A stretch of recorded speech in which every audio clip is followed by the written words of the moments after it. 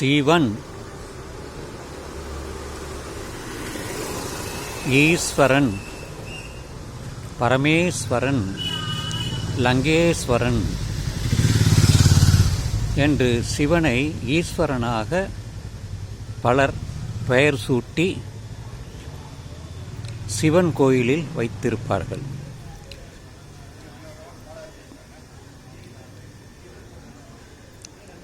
சிதம்பரம் சென்றால் அங்கே மனித வடிவில் நடனம் ஆடுவதாக இருக்கும். அதனால்தான் நடராஜர் என்று பெயர் வந்தது. அம்மனமாக இருக்கக்கூடிய ஒரு சிலை இருக்கிறது.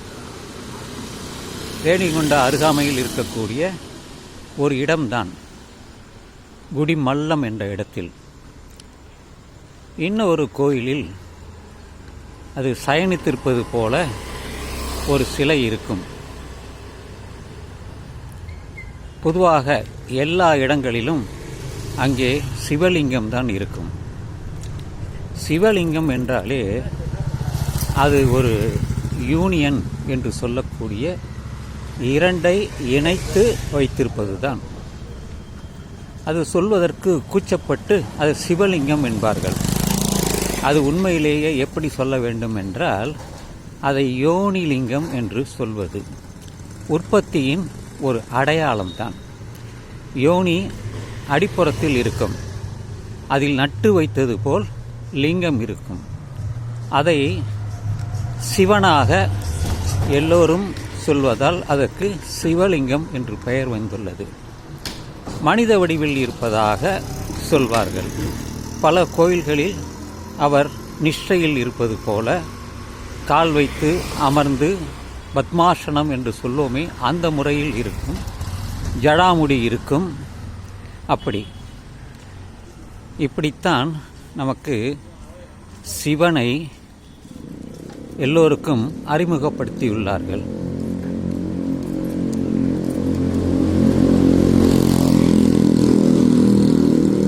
சிவம் என்பது நம் மனதிலே இருக்கக்கூடிய ஒரு ஆற்றல், ஒரு உயிர் தான் சிவம். அது மனதுக்குள்ளே இருப்பது.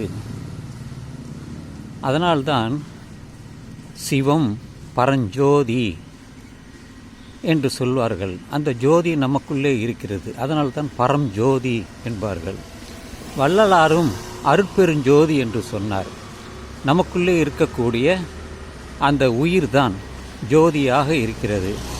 அதனால தான் நீங்கள் அந்த உடலை தொட்டு பார்த்தால் சூடாக இருக்கும்.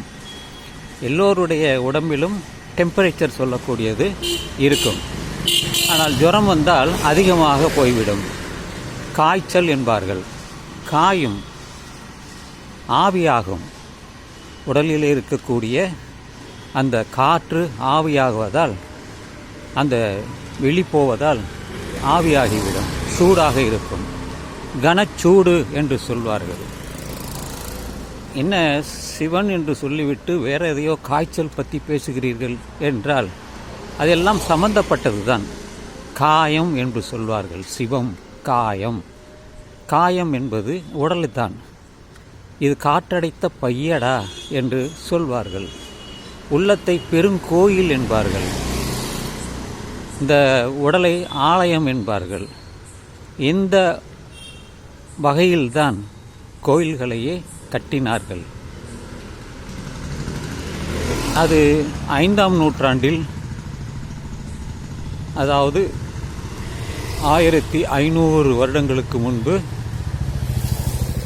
ஒரு அரசன் அவன் கட்டினான். அடுக்கு மாடிகள் உள்ள கோயில்தான். பல கோயில்கள் 9ஆம் நூற்றாண்டில்தான் அதிகமாக ராஜராஜ சோழன், ராஜேந்திர சோழன், குலோத்துங்க சோழன், கரிகால் சோழன் என்று பலர் சோழர்கள் அவர்கள் கட்டியுள்ளார்கள். ஆனால் ஒரே ஒருவர் தான் பல கோயில்களை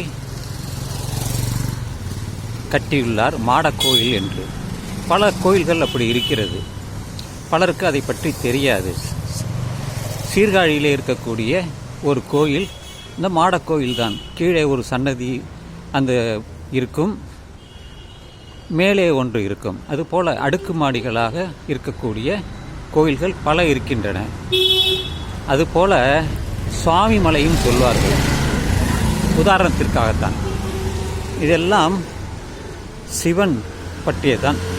சிவனுக்கு குடும்பத்தை எல்லாம் வைத்து விட்டார்கள், மனைவி பிள்ளைகள் என்று கதைத்து விட்டார்கள்.